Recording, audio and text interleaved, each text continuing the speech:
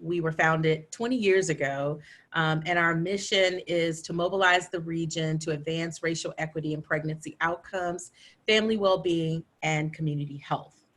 We see our role in this crisis to convene the maternal and child health community to share information about how people who are pregnant and postpartum are at risk for COVID-19.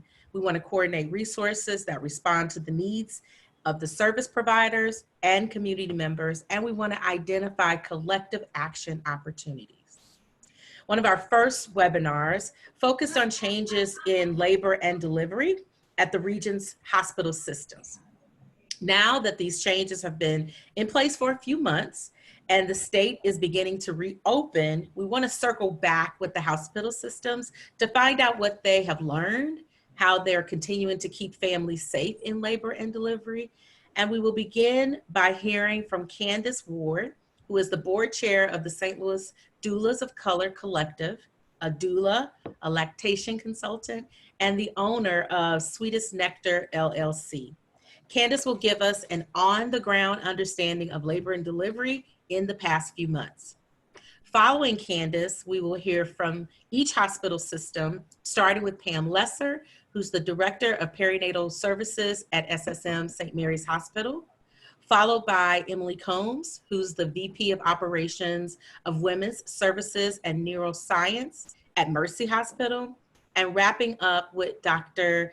Kelly, and we're waiting on Dr. Kelly to get on, who is the Assistant Professor of OBGYN at WashU School of Medicine. After everyone has presented, we will answer your questions. Again, please place your questions in the Q&A function at the bottom of your screen. So we will turn it over to Candace to kick us off. Good morning to everyone. I want to say thank you for inviting me to be a part of this panel, as well as, appreciate everyone's time to kind of come together to discuss these topics. Before I go into some of the things that we've been doing as far as the St. Louis Doulas of Color Collective, I do want to take a moment to explain what a doula is and the role of the St. Louis Doulas of Color Collective. So a doula is a non-clinical support person that provides education and guidance anywhere from preconception to well into the postpartum period. The St. Louis Doulas of Color Collective is an initiative under Jama Birth Village to address the issues of access to doula care by providing services under a sliding scale from skilled community-based doulas. Our collective is a group of Black and Brown led doulas with their own businesses who have an opportunity to work under True Kelman's vision to leverage doulas wanting to improve birth outcomes in a way that is culturally congruent with their communities. At the onset of COVID-19, the initial response from our doulas was to determine what appropriate care looks like and how to continue supporting our families. We were faced with the disproportionately high rates of infant and maternal mortality in Black and Brown communities. These fears were compounded with an uncertainty surrounding birthing in a hospital setting. Some medical institutions only allowed one support person, which left our families deciding between their partner or whether they would actually have a doula support them during the birth. And then, while socially distancing during a pandemic, our communities were witnessing racial injustices. So as you know, or as a lot of us, who do this type of work, we know that societal and health system factors contribute to poor birthing outcomes. So it goes without question that the current environment is extremely traumatic and toxic for our Black and Brown birthing families. So the community doulas are a unique and valuable resource simply because, you can relate it to the community health workers. We address community needs. We just happen to specialize in birth, labor, and postpartum. So doulas can be utilized in every setting, whether it be a home birth, a hospital, or birth centers. So doula work with all types, sorry, let me back that up. Doulas work with all types of birthing persons. So not only low risk, and I want to emphasize that because they are especially useful with high risk pregnancies. So our collective typically provided in-person support, but then pivoted to providing more virtual and telephone services. We did receive a generous donation of PPEs from a physician in our community, and that allowed us to continue our in-person support. So we've always included the birthing partners as well in our childbirth education, but now we are more focused on training and providing specific tools for labor support that can be administered by the partner. Moving forward, our collective has plans to provide care packages via porch drop-offs with items that support breastfeeding and postpartum healing. We are creating protocols to address the first food desert that is here in St. Louis, and we will be providing infant scale rentals and safe distance weigh-ins for breastfed infants in the next coming weeks. So just, talking about, or when you ask that question, okay, what are we doing, to deliver culturally congruent care as a healthcare system? So just to reiterate, the St. Louis Doulas of Color Collective is an initiative under Jama Birth Village. And Jama Birth Village recently had a grand opening of their equal access midwifery clinic on Juneteenth. And this is a monumental achievement for a grassroots Black female-led facility. True Kelman has created a sacred, safe space that centers Black women. And for any additional information that you want, for, Jama Birth Village and for their updates, I would suggest you to go to the Facebook page, or you can also go to their website at jamabirthvillage.org.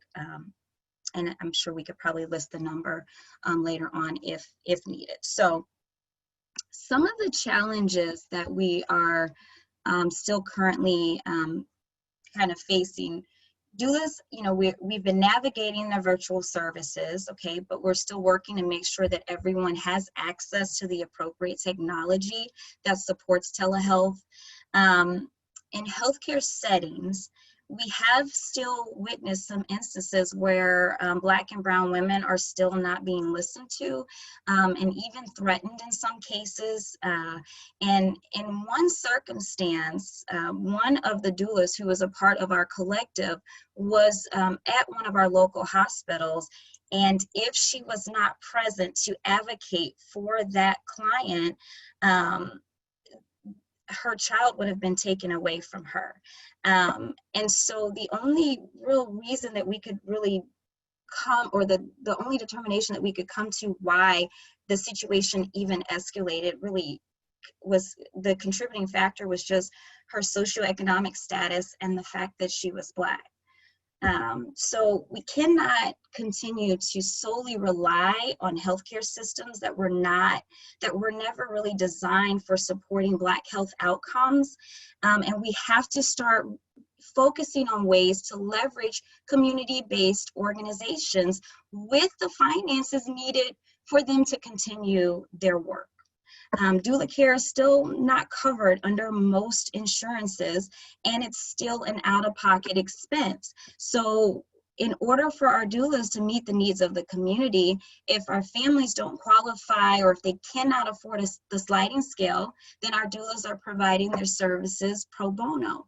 So, we have to remember that these doulas have, families, they have young families, they have children, they have to go back and forth and, to get to these locations. And so we need to come up with a more sustainable strategy to compensate these community doulas for their services. The last challenge that we've kind of realized as well is that there are limited numbers of doulas that are part of our collective. Like I mentioned before, we're mothers. A lot of us have, children. And so we are looking to increase our numbers.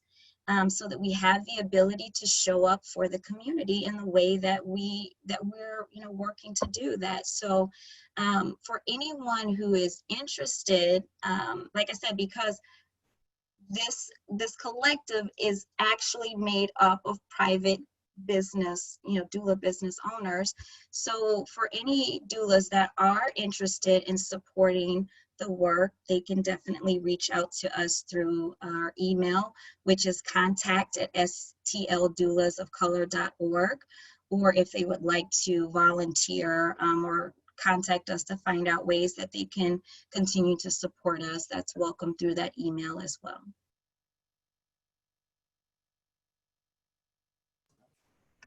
Thank you, Candace. Appreciate that.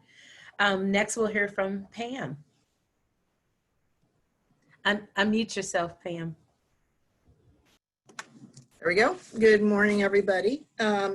So I'm Pam Lesser with St. Mary's, SSM, St. Mary's here in Clayton, Richmond Heights area.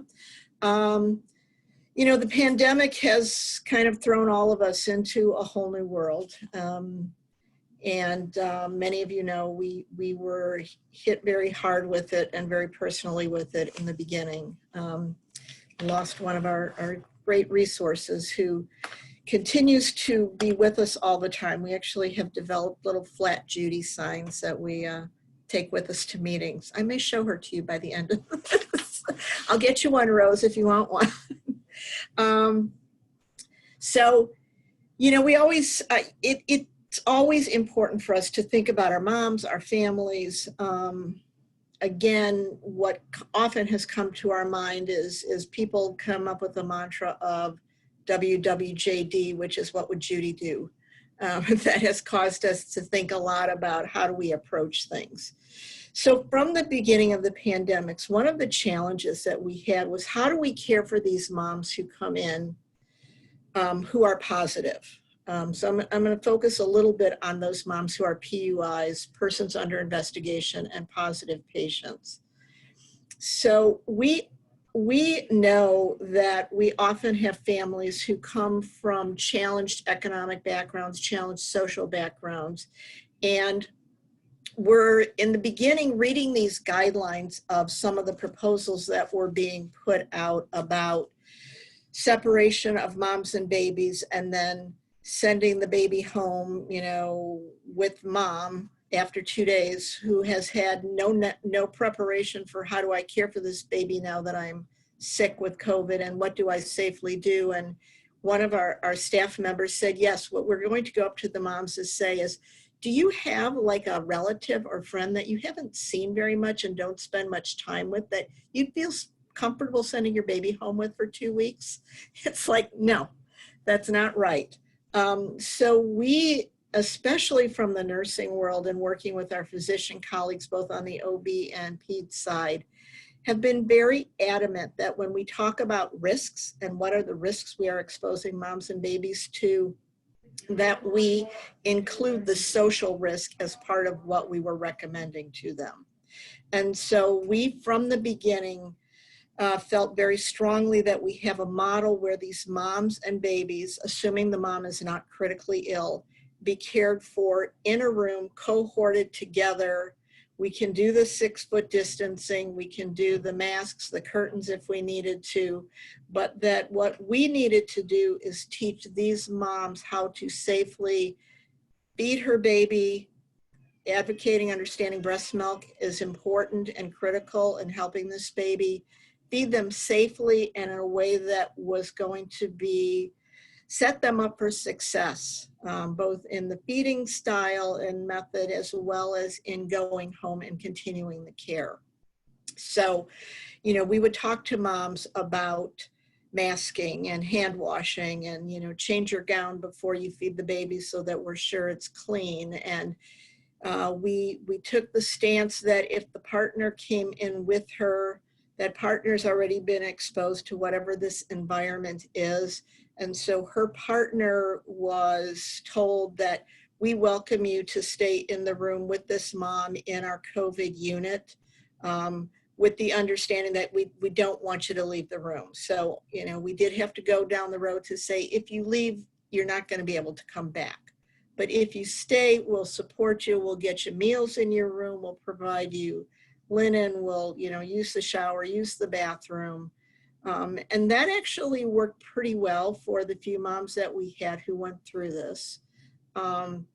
We've continued to work with especially one of our neonatologists, Dr. Josephson.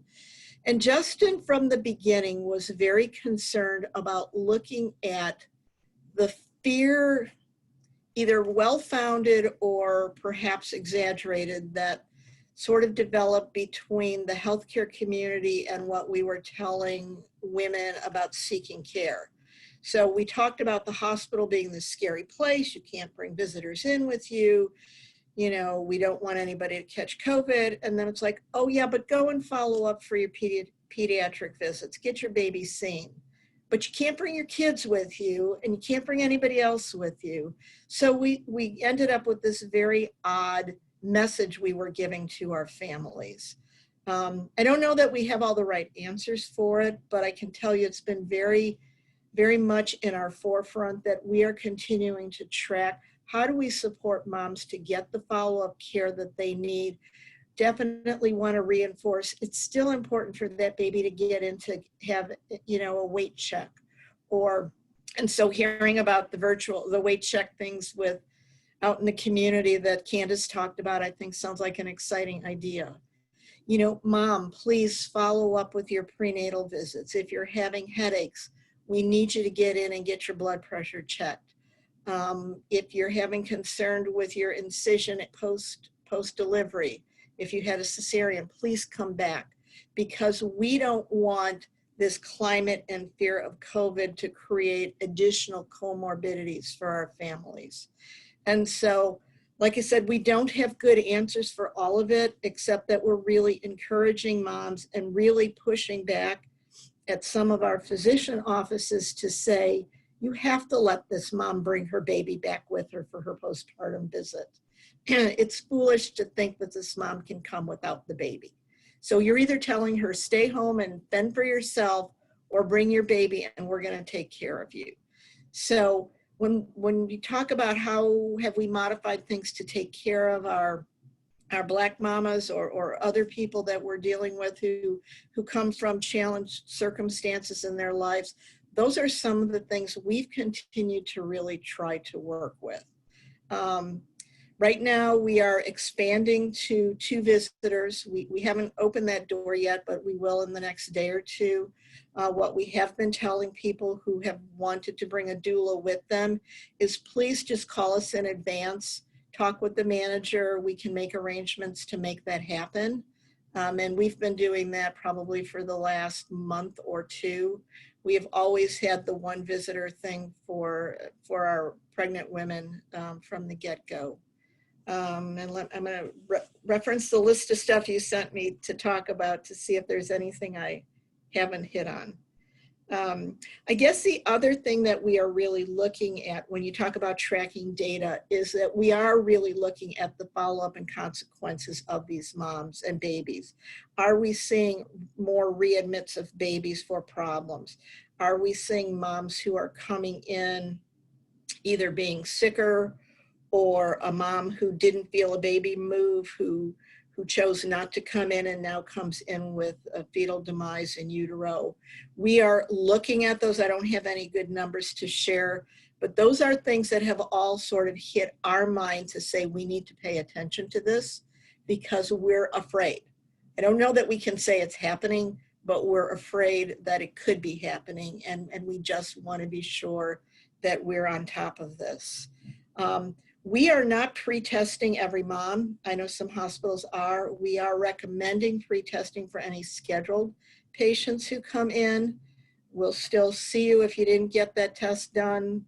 Do not fear. If a mom doesn't get pre-tested and comes for her scheduled cesarean or her scheduled induction, come on in. We're going to take care of you just like we always have. Those moms that do get pre-tested, I think we've only seen 1 so far that was asymptomatic and tested positive.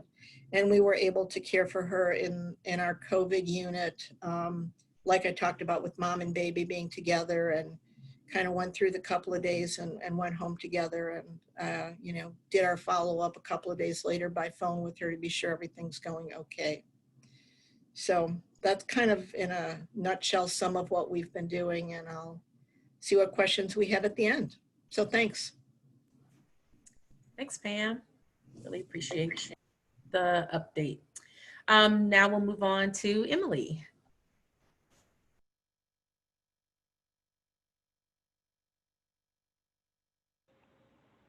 Good morning, everybody.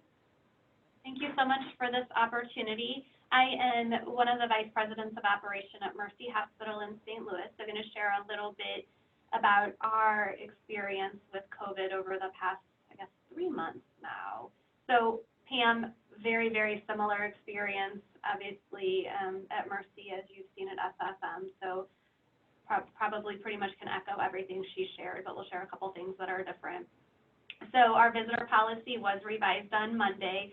And I don't know if everyone on this call is aware, but I think one of the best things that I can say about St. Louis through the pandemic is the collaboration between healthcare systems. There has been the Metropolitan Task Force who gives daily updates that's been BJC, St. Luke's, SSM, and Mercy, and really coming together to figure out how to provide the best possible care to the community. So a lot of the decisions that have been made have really been at a St. Louis regional level instead of each facility and each healthcare system operating independently. So Monday, our visitor policy was revised. You know, I know we've gotten a lot of questions on why would you do that with the increase in COVID cases throughout the state and throughout the St. Louis region. But especially in the OB women's world, we realized that that was really to best support our families. We've heard loud and clear from the community the importance of having the additional support during labor and delivery and postpartum. We did make the decision from the very beginning that we would allow doulas and consider them a member of our healthcare team, which they absolutely are, and know the great success that doulas bring to our patients and our healthcare team. So we have allowed doulas from the very beginning and continue to partner with our doula community. Our outlook on separating moms and babies, just as Pam referenced, greatly changed. Mid-March really struggled with how do we tell a new mom you can't be with your baby for 2 days and then we're going to send you home, really not having any discharge teaching, any education, or any opportunity to bond. And then after that 2 days when we send you home, encourage you to still socially distance or separate. Really looking at the AAP, A1, and ACOG recommendations, definitely not kind of that gold standard, so have changed the outlook and cohort those together on our COVID unit, similar to what St. Mary's is experiencing, just having an isolated wing with negative pressure rooms to best care for those families. How we provide prenatal education has been a real challenge for us. We know not everyone, you know, e-learning is not for everyone. Not everyone has the technology ability, and really not getting as much out of the prenatal education as they did before. So what will that look like today? Hopefully is very different than it looks like next month, but really trying to find that happy median on what are in-person classes gonna look like. When we continue to talk about social distancing, we talk about the needs. You know, we've seen patients come in who really had every desire for a natural birth, and if they don't have that doula by their side, they haven't had the appropriate education. You know, you can't teach somebody what to expect on a Zoom or webinar, and we're definitely seeing the impact of that greatly. Another barrier that we've definitely witnessed is for our COVID positive patients, the pediatricians only seeing that baby one time in 28 days is really what we found throughout the community. We are discharging all of our COVID positive patients with a scale at discharge so that they can do those weight checks and make sure that the baby is being cared for and that well-being. And then I know our Mercy Clinic pediatricians are doing virtual visits with those families to have those touch bases just as you would going into an office setting. But knowing that that newborn is only going to have a hands-on experience with their pediatrician one time in the 28 days. We're also looking at our ability to continue to assess well-being, social needs, evaluate added resources and benefits, and any educational gaps. So right now we're using discharge teaching, but really looking at how we can continue to evolve that process. One of the things that we've seen, and I don't know, Pam, if you've seen this at St. Mary's as well, but the decreased length of stay. So from the very beginning, we were encouraging moms to get out of the hospital quicker, earlier. You know, again, kind of goes to what you were saying, that home is a safer place to be, but there's also a lot of downstream. They're not getting the education that they would get if they were here for another night or two. So one of our biggest opportunities is the breastfeeding success. So really making sure that moms have access to equipment, access to nutrition. How can we support them virtually? Is that an option? Just knowing that we want them to be successful on all fronts.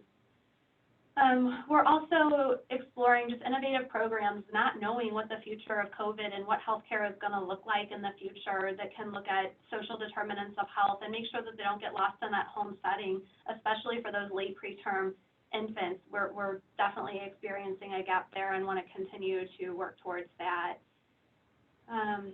One of the things that we've decided over the last 2 months to really focus on, I think we've all had some time to step back and really reprioritize through all of this, our home life, what our hospital is going to look like, who we want to be at the end of the day.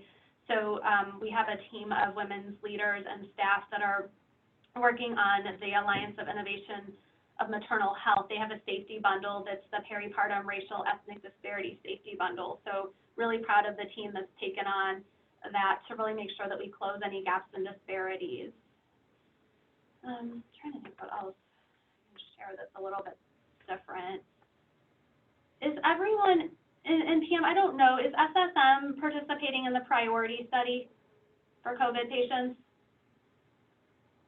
So that's one of the studies that we've decided to participate in. So it actually stands for Pregnancy Coronavirus Outcomes Registry. It's a nationwide study of pregnant or recently pregnant patients who are under investigation or COVID positive, and really looking at, does race play a piece? What are the determining factors? So something that we are participating in, and one of our maternal fetal medicine doctors has definitely taken the lead in helping us dive into not only what we submit, but it's challenged us to look internally at our own kind of metrics as well. So something that hopefully we'll have some data, just because there is no handbook on coronavirus. It's changing daily. Are we in a second wave? Are we not? You know, what is the impact to our healthcare systems? How do we make people comfortable again for those return visits? I just think there's so much unknown, and you know, who knows what the future is going to be. There's some of the things that we are working on. Thanks, Emily. Now we want to circle back to Candace. I want to thank everyone so far for all that you've entered into the space and that you've shared with our participants, our attendees, and the hard work that we know that you're doing on the front line. So we appreciate you and the work that you're doing as well. Candace, do you have any questions or additional comments based on what you've heard of what's happening at SSM St. Mary's and what's happening at Mercy?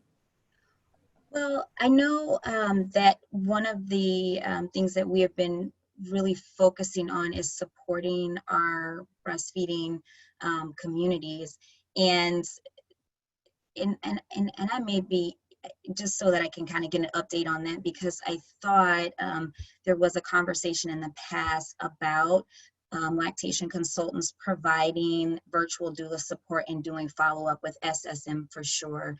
And I wasn't sure what that looked like for Mercy as well, but I do understand that you all are sending the scale home for the patients that are testing positive.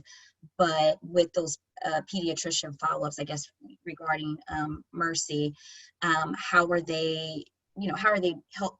Is there any type of, I guess, support that they need to help with supporting those breastfeeding families?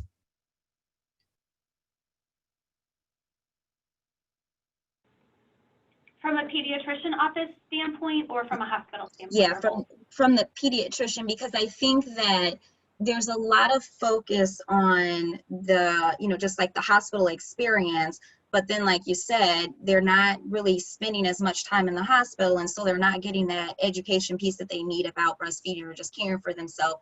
And so there's this huge area in the postpartum where a lot of the women are not getting that additional support. So I guess just trying to come up with ways how, like, we're not integrated really with any of the healthcare systems, as far as our collective, which gives us great autonomy, but it also seems like then we're being underutilized because we do have, lactation consultant and CLCs that are a part of our doula collective. So I'm just trying to find out, is there a way that we could possibly, follow up and kind of meet some of those needs with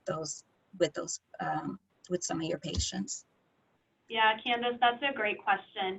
So several of our pediatrician offices have lactation consultants built into their practice. Some have nurse practitioners who are also CLCs. At the hospital level, though, we are trying to intervene. So we have an outpatient lactation program. So if there is a pediatrician office who encounters a situation where lactation is needed, they can order a consult for a lactation consult. That can be in person or virtually. I think that's the hard thing right now, is finding that fine line of, is a patient comfortable bringing her baby, her newborn baby, less than a week old, back into the hospital setting? Some are, some aren't.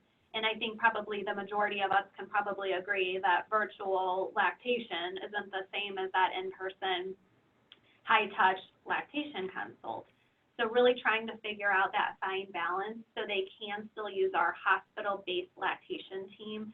Since we are doing, the majority of our patients are doing early discharge, our lactation team is following up and is part of that discharge phone call process so that they can help troubleshoot if needed, and we're able to identify where additional resources are needed.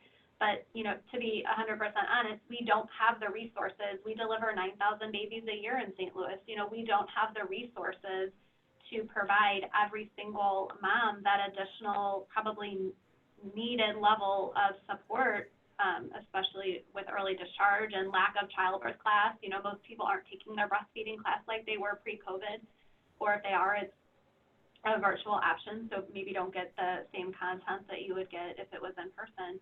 So I think there's definitely opportunity for us there now, knowing that, we do have limited resources, and we have a huge population of patients that we need to serve. I did want to just add in something that, again, and Justin Josephson, God bless him, has been a big leader in this for us. We have taken, obviously, if a mom really pushes that she wants to go home, we'll do the early discharge, but we've really moved away from that pretty quickly, that we want to encourage moms and babies to stay the full time that they're staying. Our obstetric units, our maternity areas at the hospital are probably as clean as any place is going to get from being COVID free, because we do segregate patients. We don't have patients like that up on the floors. And because of knowing how difficult follow-up can be, that we really have tried to encourage those moms, stay the 2 days. Let us be sure your baby's gaining weight. Let's check bilirubin. Let's be sure we're not getting into a situation where you're going to have jaundice that you have to deal with when you get home. And let's get our lactation people to be with you and as present as we can during that time. So we have not seen the big shift to early discharge. We sort of saw that for about the month of March, and then really moved quickly away from that because we understood the risk, again, the social risk, the extended determinants of what the impact could be. We too, like you talked about, Emily, are trying to look at what does our future look like in doing virtual things, whether it's consults or classes. And what's an online class? What's a Zoom class look like that can be semi-interactive? What do we still do in person, and how do we gradually bring that back and socially distance? And we don't have the right answer for that yet, but we are keeping to look at that. And Candace, if there's a way we can do more referrals and work with the doulas of color out in the community, I think that's something we'd be interested in exploring. So thanks. Thanks. Dr. Kelly's on. And we recognize, again, we're pulling hospital folks away from very busy lives. And again, can't thank you guys enough. But Dr. Kelly, we want to give you some space and time to tell us a little bit about what you guys are doing over in your shop. Sure. Sorry I was so late, guys. I'm actually covering labor this week, and the best laid plans always happen when you're on labor and delivery. So here at Barnes Jewish Hospital, we have made several kind of big changes. I think we all have in the way that we operate as this pandemic has gone on since the last time we spoke. One of the things that we realized very early on that was not working at all was when we first started, we were mandating separation for positive moms and their babies to try to prevent infection spread.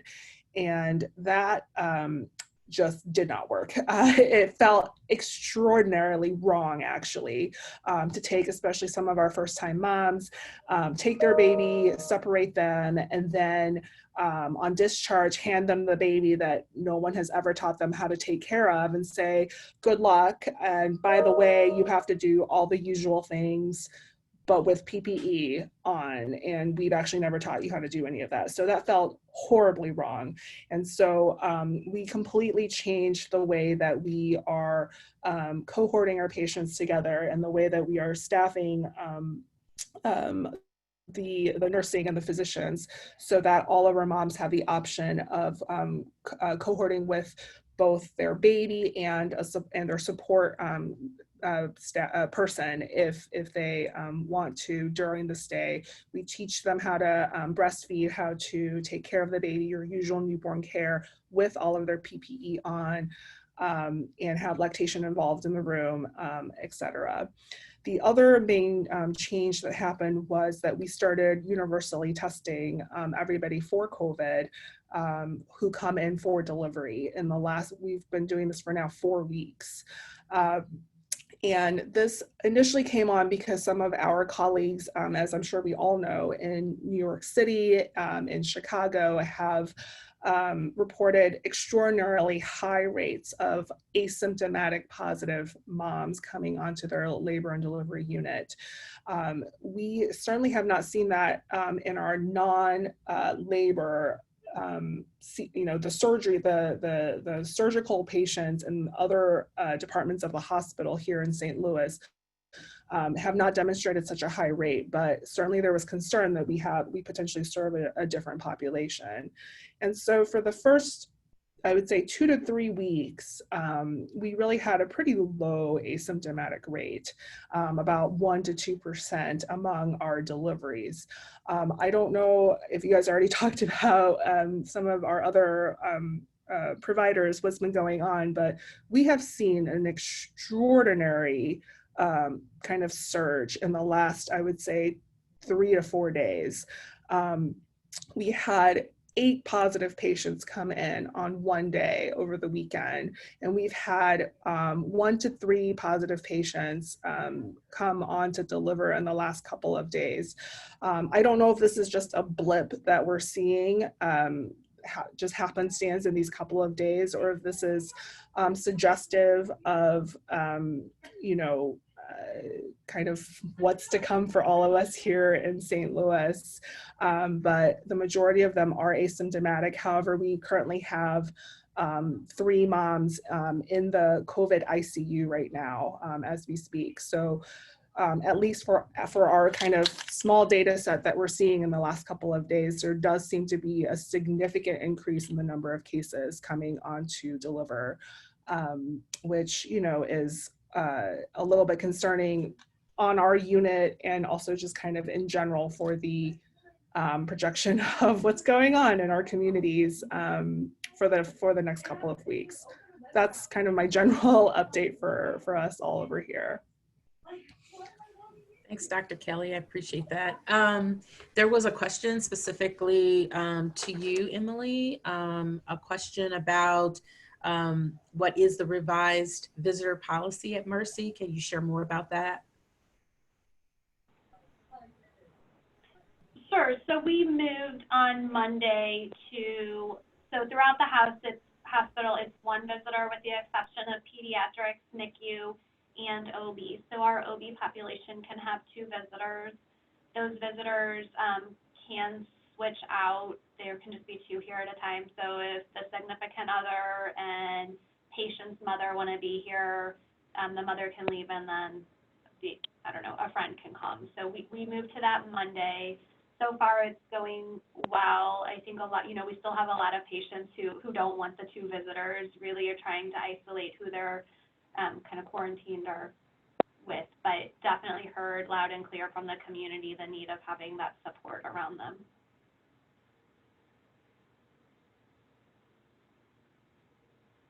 Sorry, thank you. And while I have you, Emily, there was another question to you. Someone wanted to know the name of the priority study that you referenced. So that's actually what it's called. It's called the Priority Study, and it's an acronym for Pregnancy Coronavirus Outcomes Registry.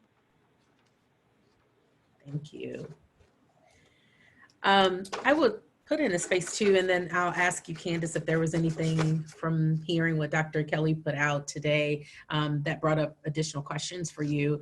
Someone shared a story with me actually this morning, understanding we were about to have this webinar, I'm not gonna name the health system, but was concerned because it's a married couple, African-American couple, and this was their second child. Their first child, they were able to take a doula in. I believe the child's 2. And they were just talking about how it was from the father's perspective, actually, and how he was treated having the doula there, how it just felt like there was a different level of respect for him. Maybe thinking, also they had more resources to be able to afford a doula to be in the room with them.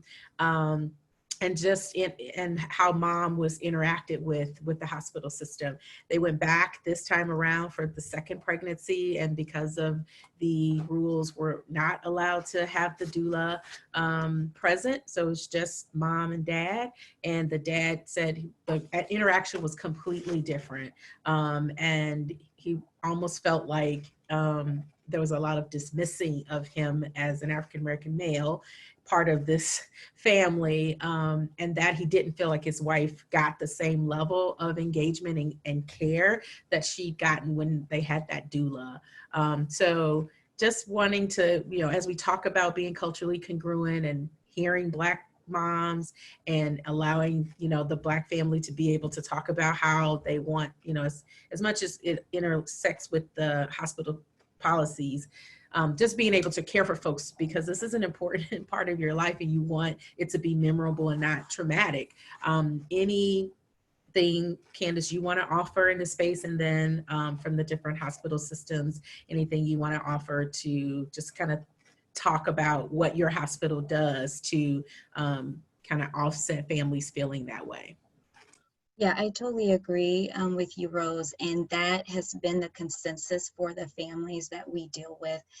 Just in my experience of being in birth work, but just also being a lactation consultant, just working with birthing families, and they've expressed their experiences in the hospital, where often the healthcare systems can be very dismissive, and often it is the people that we're usually hearing the people that have had those interactions are usually, our Black and Brown families, and it's unfortunate because it's highlighting how the view of birth needs to change in regards to family structures, because it may not necessarily be a male that is the birthing, or that is the partner for the birthing, family. It could be that, that they are transgender, or they may be, a homosexual, family that's coming in. And so there is when a doula is in that room, oftentimes the care and the atmosphere changes, because there is someone who oftentimes is skilled and, who is knowledgeable, and often then they kind of shift how how the staff interacts with the family, because the staff knows that there's someone who is advocating for them. Now, there have been instances, unfortunately, where we have had our Black doulas that have gone into those spaces. In one particular instance where one was mentoring another doula, who obviously is, she's of color, but, she is, Hispanic, so very, very much white, features. And so in that instance, the staff continued to address her, even though the doula, who was obviously the mentor and had several years of experience in that space, was not being addressed. So it goes back to not just, listening to Black women, but really not listening, to Black families. And so COVID has really created these very unique barriers, because if the hospitals have policies where our doulas cannot be a part of that support system, it's creating all of this unnecessary anxiety for the family. When we are providing virtual services, and we have provided those in those same spaces, there is a level of respect that is given to the family because they have someone to advocate for them. But these are some of the things that we're seeing, and that we would, that we really are trying to address for our families as well.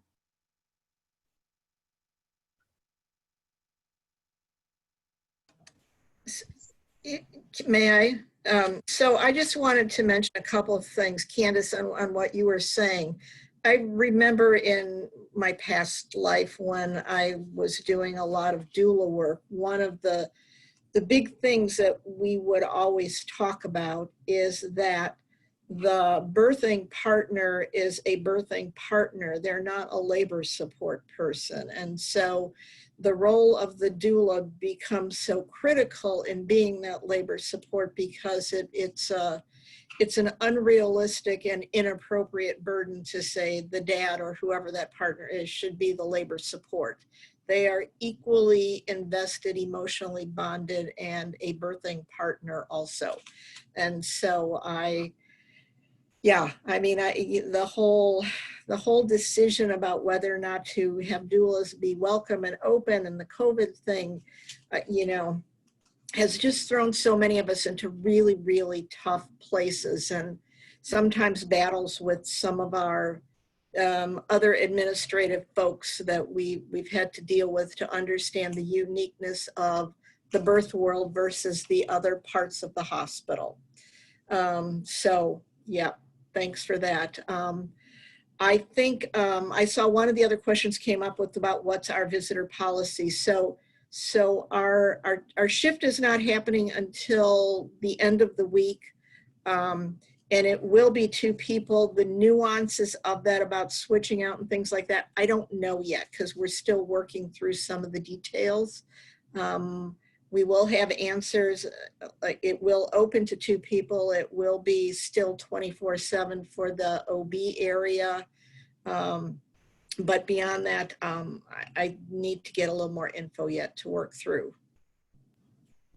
And I was going to add, also at Barnes, our visitor policy changed about a week and a half ago, and we are allowing 2 visitors. They do not have to be the same 2 visitors. We're asking them to stay in the room for the day, but they can come back the next day if they do go home. I will say that it is such a challenge, because with these new numbers that we're seeing in these last couple of days, I will say that there is some extreme anxiety about the change, the numbers are kind of going one way, and all of our policies are going the opposite way, in terms of the hospital, in terms of the city, in terms of the county, in terms of the state and the country. It's kind of a little bit of a disconnect. And I know that from our point of view, there's definitely anxiety about infection prevention. That being said, I think for all of the reasons that everyone has said, we one of the main driving forces of the second person for the visitor policy specific to our obstetrical unit was to allow patients to bring in their doulas, because we felt like that was really important and necessary. We struggled a lot with understanding the disparities of our patients. You know, many of our patients who could bring in their doulas were, you know, are white, affluent patients. And then many of our Black and African American patients could not afford doulas or had no access to doulas. And so we really struggled with the policy to figure out what would be a equitable and fair policy that would allow, you know, would not allow, you know, just one group to have an extra person because they could afford it versus the other group who was limited to their one visitor policy. So that kind of is the background on our, you know, figuring out what is a equitable policy for our patients coming into labor that everyone could kind of have the same support people and birth support people in the room.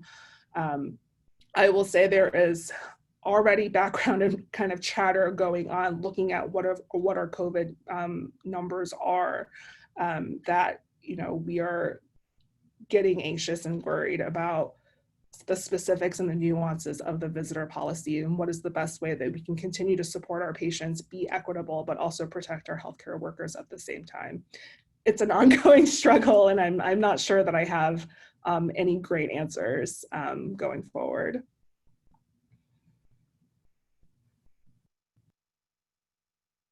And if it's okay, I did want to mention, Dr. Kelly, that we have recently had one of our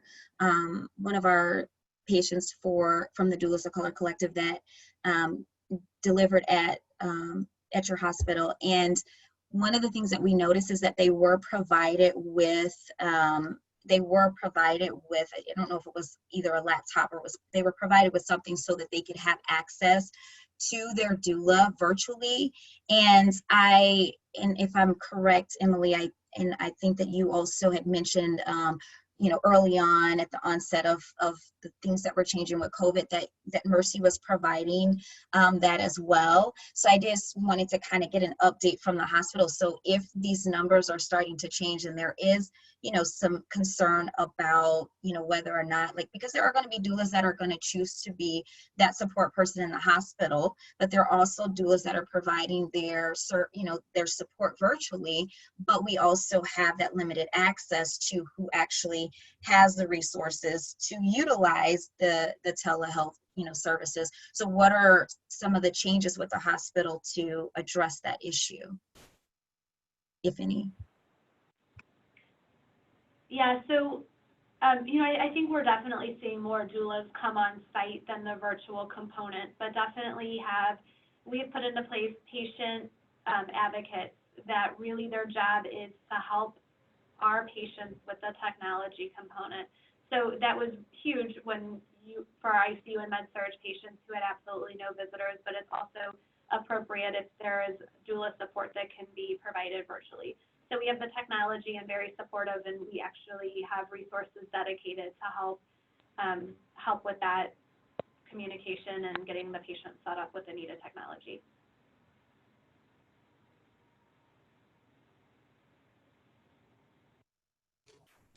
Thank you, Emily. Yeah, we still have fairly limited technology to bring to the bedside, unfortunately. So we do have, we encourage anybody who has it to bring it in.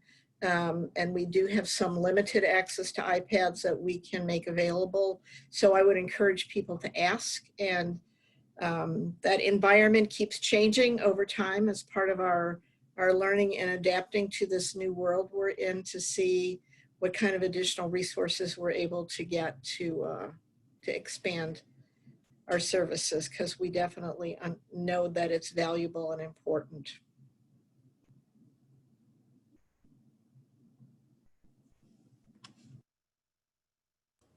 Thanks, Pam. I believe Pam kind of addressed this when she was speaking earlier, and I'd like to just throw the question out to both Emily and Dr. Kelly, and then Pam, if there's anything you want to add into the space. One of the other questions that we had was, what advice do you have for families to support professionals who are going to be giving birth during this crisis? Like, what advice do you have for them? We have taken such extreme precautions to make sure that our patients are safe.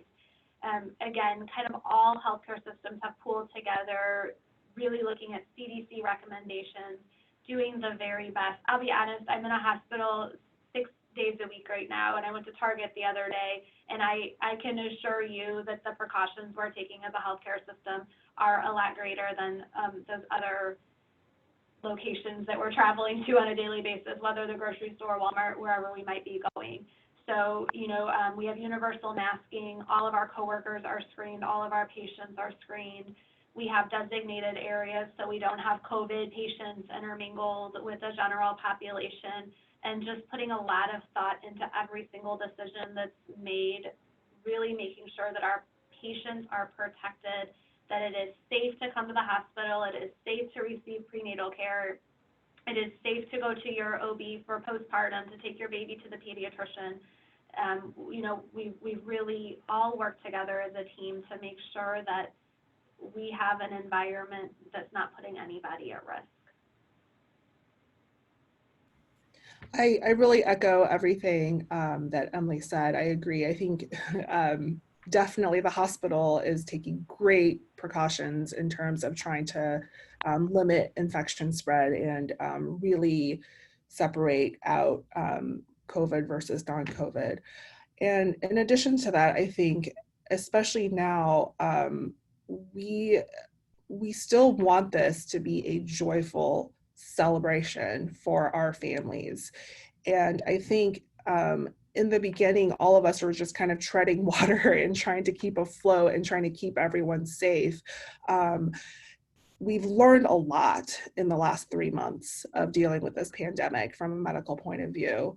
And one of my most important lessons was we cannot lose our humanity as a hospital system and as medical personnel when we are taking care of our moms and our babies.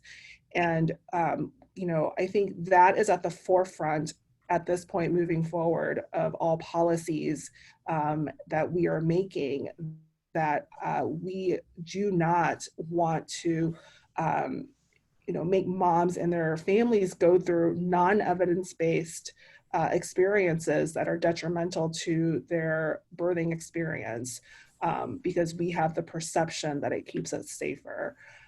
We don't have all the answers, certainly, and this is a very fast-changing, still a fast-changing pandemic that is, we're kind of reacting and doing our best as what the numbers show and kind of what the trends are showing. But we feel strongly that this is to be a happy experience and to be celebrated.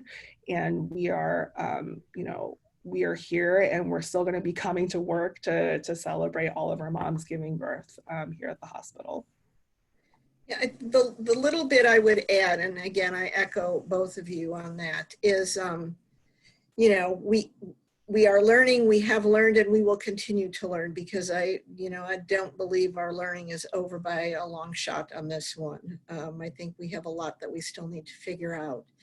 And the thing that I would add, and it sort of builds on what Dr. Kelly just said, is every time when we're talking about risks and what is CDC or WHO or our whoever's recommending it, and all the risks are talked about, the social risk has to be one of those risks. And unfortunately, we don't always have good quantifiable metrics on that. But yet we know the lived reality of that in some of the outcomes that we see, just with the social determinants. And we always ask that question, and that has continued to drive some of the decisions that we make. So unfortunately, I'm going to need to leave. I did want to go ahead and show you our flat Judy so that you can see her, since I talked about her in the beginning. Definitely a part of our lives. And, reach out to us. Happy to continue with this and share with what we're doing. But I do need to go catch up on something else. So thanks, everybody. Keep up. Thank you, Pam. We'll Thank you keep so working much. together. All right. Absolutely, absolutely. Have a good day. The flat Judy is amazing. So one last question, and then we'll see if there are any other questions from the attendees, and then we can let folks get on with the rest of their day. This kind of come up as I'm hearing Dr. Kelly, you talk about there being more COVID positive asymptomatic moms coming in, and I'm wondering, as the country reopens, the region reopens, the city and the county reopens, if there's a concern that more moms who are coming in giving birth are going to be positive because of the nature of how we're opening up and how folks are reacting to how we're opening up. Anything you want to add or speak to regarding that? I think we're at the very beginning. I know that we're all sick of the whole pandemic, and we all just want to go back to normal. But I think COVID is here to stay, and we have to learn how to best live with it and to move forward and to continue taking care of our patients safely, but with COVID ever present going forward. And so I don't know that we can say, oh, in a month it's going to be over. Oh, in 6 months it's going to be over. In a year it's going to be over. We have no idea. And so I think it is here to stay. It is potentially just starting, and we will have to roll with what is new and what is normal.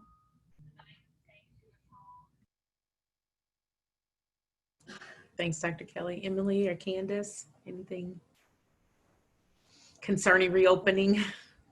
Yeah, I mean, I absolutely agree. I think that because we're in this climate where there's so much that has happened just in, just in our country, in our community with our birthing families, that we have to remember that a lot of the resources that they normally would be able to access have been cut off. And as a result of that, we have to start thinking outside the box. We have to come up with innovative ways to still provide that support. So even like from a community standpoint, we are going into the home, or not into the home, but on the porch, or dropping off items, or trying to meet them in a way where we're in the community and we're doing social distancing. I do understand there's some limitations, with healthcare systems, but it's important for us to be having these conversations and collaborating so that everyone gets the support that they need. So, and I appreciate you saying that, Dr. Kelly, that COVID is here to stay. And we don't know what it's going to look like a month or two from now. But what we do know is that from the last, 3 months of looking at what's working and what's not working, even, within in the hospital systems, there's been, some things that had to change because it just was not working for our communities. And even from my standpoint, I just want to make sure that we're reducing these rates of mortality in our Black and Brown communities, because this existed before that. And so unfortunately, we're experiencing trauma on top of trauma on top of trauma, versus, really saying, okay, we need to take a step back. And if this is not working and we see that these other things are working, then we need to really put our energy into all the things that are working for these communities. Thanks, Candace. Emily? Yeah, I absolutely agree with both of you. And Dr. Kelly, just to your point with COVID is here to stay, I think probably many of us feel the same way or believe the same thing. So definitely making sure that we have an increased focus in developing solutions when it comes to the impact of health disparities. Because, I think we resort on technology for so many things right now, for video visits, telephone visits, which is all great because it's allowing care, keeping communities safe and providing that much needed care, but also looking at the disparities with that, and the long-term effect of that is something that we haven't really thought of. I think hoping that this wasn't going to be a long-term part of healthcare. Thank you, Emily. Yeah, I think the scary part is it's here to stay. We keep hearing sort of like it's going to go away, and I think folks are acting in ways that also shows that they believe it's going to go away. But we definitely have to stay vigilant around the impact it's having and the disparities that are being exacerbated because of it. So I just want to say in conclusion, I didn't see any additional questions. Thank you, Candace. I want to thank Pam in her absence, Emily, Dr. Kelly, for taking your time to share this information with us today. Very helpful, and we really appreciate it. Thank you to the Generate Health team who worked behind the scenes to make our event a success. And thank you to everyone who has joined and is participating on this webinar today. We thank you for all that you do for the care of moms and babies in our community. So following the call, you can expect to receive a link to the webinar and compiled information and resources that were shared, and a quick survey that helps us with planning for the next webinar. We have gone to every other week. We were doing these weekly, and now we're going every other week until we run out of topics and folks are done hearing information. This is what we see as our role at the moment. So Generate Health will continue to host these, as I said, bi-weekly. The next one is scheduled for July 8th. More information coming on what that topic is and who the panelists will be. And again, it will be at 10 a.m. to 11:15. So I just want to say thank you and tell everyone to stay safe. Have an amazing day. Bye.